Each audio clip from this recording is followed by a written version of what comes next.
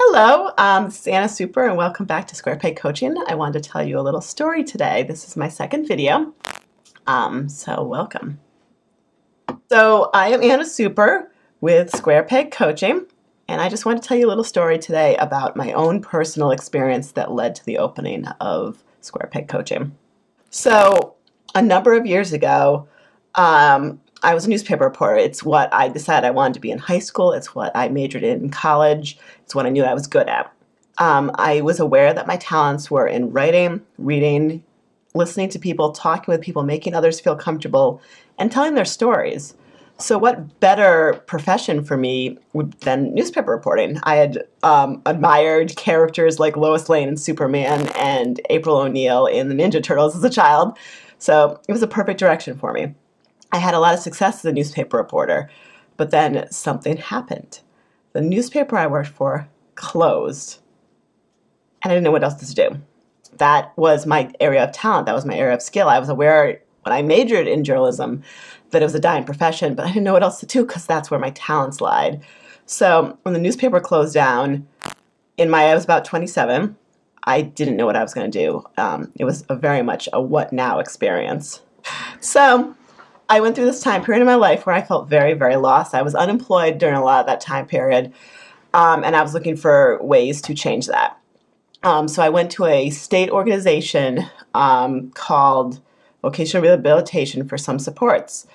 But one thing I noticed shortly thereafter was the counselor I worked with didn't seem to understand what I needed for employment success.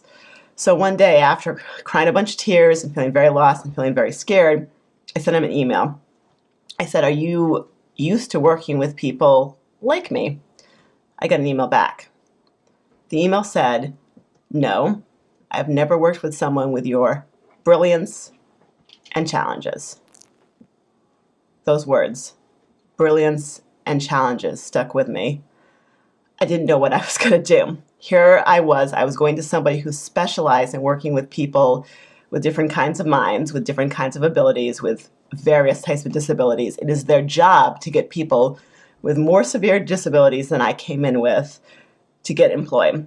And he told me he didn't know what to do for me. So I talked to family. Family connected me with a therapist who knew of a neuropsychologist.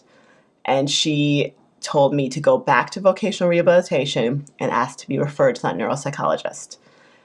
So I did that. I was so scared at this point. I had assumed I had dyslexia. I didn't know what it was. I'd never been given a name. All I knew is that I did not want to make a mistake in getting a job. I did not want to set myself up to have to be fired or have to leave right away after I started work, which I knew from past experience could happen if I didn't pick the right job. So I went to that neuropsychologist and I got a bunch of tests. It took 8 hours. It was a full day. And then I went home for a week. And I came back. I got my diagnosis. He told me it was called nonverbal learning disorder. It wasn't dyslexia. It wasn't ADD. It wasn't something I'd ever heard of. It wasn't necessarily on the autism spectrum, although some people aren't quite sure if it is or not. I didn't know what that meant. So I asked to learn more, and it started to make sense. It sounds a little opposite from what it is. It is a talent for verbal skills. So it can be a talent for reading, writing, talking, understanding, interpersonal conversations and things like that. So it started to make sense. It was why I was good at being a newspaper reporter. But at the same time, didn't tell me what I could do for my future. I knew that I was in a kind of profession that didn't have a lot of future. I did not plan on moving across the country to chase my career in journalism at that point. So I didn't know what to do. So I asked him what would be a good option for someone with this diagnosis. His answer was, "I don't know. Everyone is different with NLD. They don't know what to tell you." So I decided it was my job to go ahead and figure out where I was going from there. I thought more and more about my experience. I talked to more and more people with other diagnoses, with dyslexia, with what was then called Asperger's, is now called high functioning autism. I talked to people with ADD, and I had a lot of people with these diagnoses in my life, both in my family, and as I opened up, more and more people would tell me they had these conditions as well. And one thing that I was noticing from them is we were all feeling this gap in sources to help us with employment success. So some people were self-employed. Some people with these diagnoses were managers. Some people were different levels of their professional career, usually very professional levels, but we had very specific needs for our employment success. And in my search to find supports, I found not the right kind of support that I thought was good for myself and from what I was hearing from other people. A lot of people seemed to be trying to take the Asperger's out of somebody, take the ADD out of somebody and convince them or figure out how to make them like everyone else, figure out how to increase their attention span or to have them be less literal or whatever their symptoms were, their condition.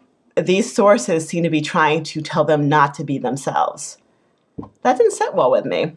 I don't think my NLD symptoms are hindering my success per se. Some of them are. Some of them are things I need to either work on or avoid or work through or find a different way around. But overall, having NLD is not holding me back from being employed. It's part of why I'm good at the jobs I've had. So I realized that you shouldn't try to de-Asperger someone or kick that ADHD out of them. You should help that person to utilize those talents that I think that those conditions bring to us for success. So I decided that the best way to do that was to create what wasn't there for me. My 20s were harder than they should have been because there was no square peg coaching for me. I found other ways to get to where I am, and they were very stressful. They were very scary at times. I feel there's a gap that can be filled by something like square peg coaching, and the square peg philosophy allows for that. The idea of square peg coaching is that we are not trying to turn you into a round peg to fit into that round hole. We want you to be a square peg. We want you to be a square peg, and we want you to use your difference, your square pegness, to be the best person for the job, because it does create you. It does lead you to be the best person for the job. So square peg coaching is here to help you celebrate being the unique individual you are and how you can change things for your business, your employer, your career progression at Square Peg. So thank you. This has been Anna Super. Look, it's Anna Super from It's not. Square Peg Coaching. And have a great day. Talk to you soon.